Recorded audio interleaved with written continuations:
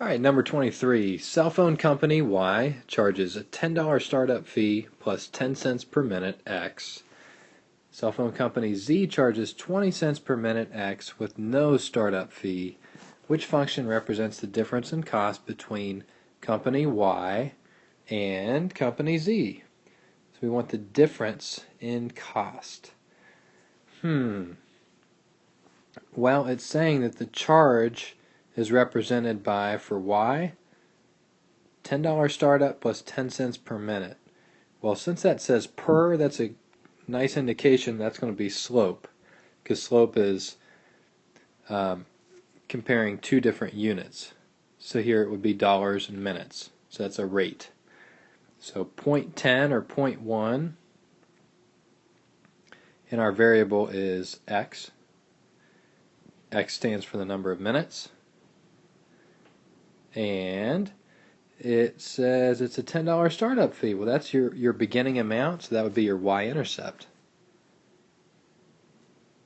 So we'd say company Y is f of x, or look at the answer choices. They use f of x. We're just going to say y. So that's for company Y. For company Z, same thing, except the slope there is 20 cents per minute. And X again stands for the number of minutes. And it says there's no startup fee, so our y-intercept is 0. So rather than putting plus 0, it's just understood. And we want the difference in cost between company Y and company Z. Now, order matters. When you see the word difference, order is going to matter, so that means we just do it in order. So we take company Y, and that and really means that we're going to do a subtraction there, because difference means subtract, and then company Z. So they're already written in the correct order, and if we subtract these out, think of what is 0.1 minus 0.2, and that would be a negative 0.1 or negative 0.10 x. And then what is 10 minus nothing, because there's nothing here. 10 minus nothing is still 10. So we're looking for negative 0.10x plus 10, and that's going to be answer choice B. Alright, let's play a quick what if, just to make sure you have that concept down. What if the startup fee wasn't 0 for the other company? What if it was, how about 5?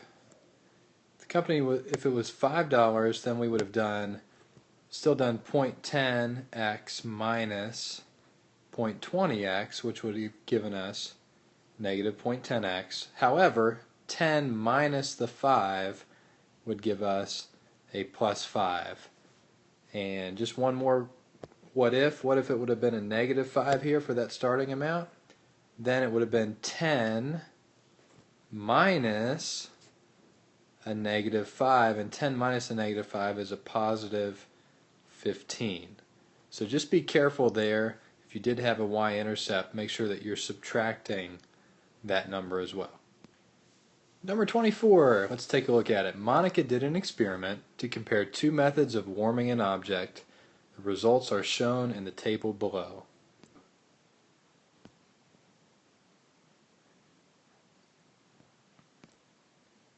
To describe that change, how about if we do multiplying? If we multiply by 2, 1.5 times 2 is 3, 3 times 2 is 6, 6 times 2 is 12, 12 times 2 is 24, and 24 times 2 is 48, so that works every time.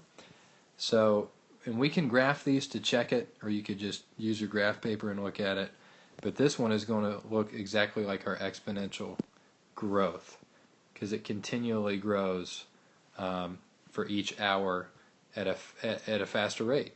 Okay, so it's going to be curving upward there, because the next one will be 96, and then 192, and so forth. So that's going to jump really quickly up, whereas the other one is just going to constantly go up by about 5. It's going to rise 5 and then run 1 each time. It's going to be a constant rate. So answer choice A, the temperature using both methods changed at a constant rate. Well, we just said that's not true for A, or for method 1. So that's, yeah, it's only true for method 1. It's not true for method 2, so that's not going to be A. Look at B. B says the temperature using both methods is exponential. Well, we just said method 1 was not exponential, so it can't be B either.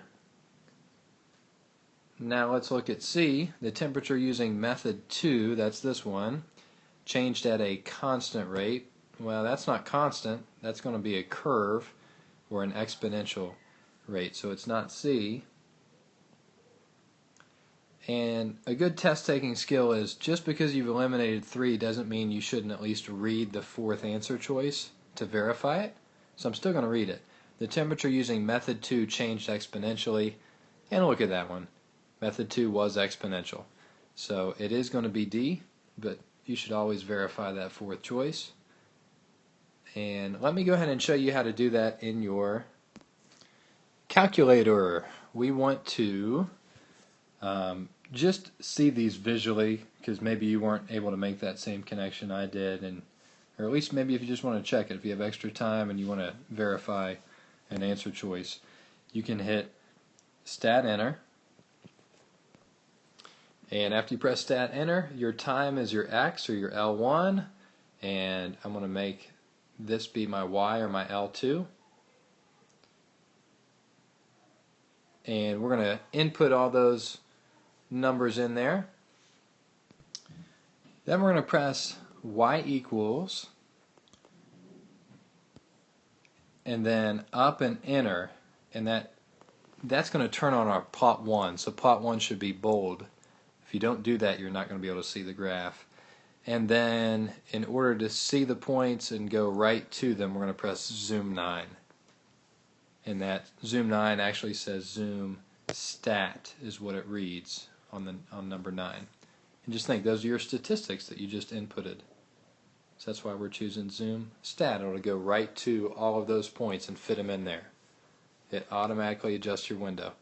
So look at those, and then for the first choice for method 1, you're going to see something that looks linear, like that. And then you need to do the same thing for method 2, follow the same instructions. The only difference is you're going to use your L2s, we're going to modify and make them method 2. So the 1.5, the 3, the 6, the 12, 24, and 48 get input for L2. You're going to keep your L1s the same because those still represent our X, which is our time. And do stat enter, Y equals up and enter, zoom 9, and that graph you'll see looks something more like this,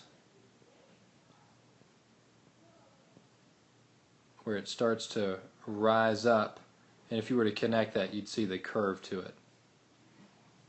Okay? And that's a way to double check your work. Thanks for watching.